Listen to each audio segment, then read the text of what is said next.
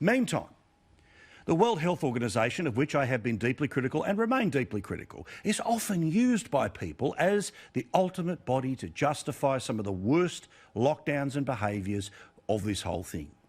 Well, I want to introduce you to a person from the World Health Organization who says, guess what?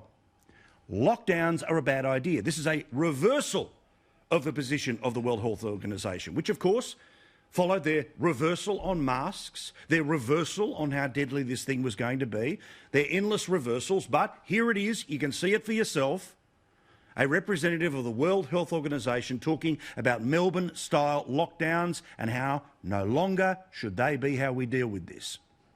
I want to say it again, we in the World Health Organization do not advocate lockdowns as a primary means of control of this virus.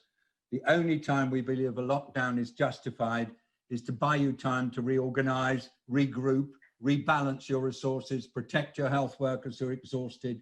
But by and large, we'd rather not do it. He continues about why and what the consequences are, because it's fine for the upper middle class people who go, what will we watch in the cinema room tonight? And the poorest amongst us, who are the ones who are smashed by the lockdowns, including poor kids who can't go to school. Look what's happening to poverty levels. It seems that we may well have a doubling of world poverty by next year. We may well have at least a doubling of child malnutrition because children are not getting meals at school and their parents in poor families are not able to afford it. This is a terrible, ghastly global catastrophe, actually.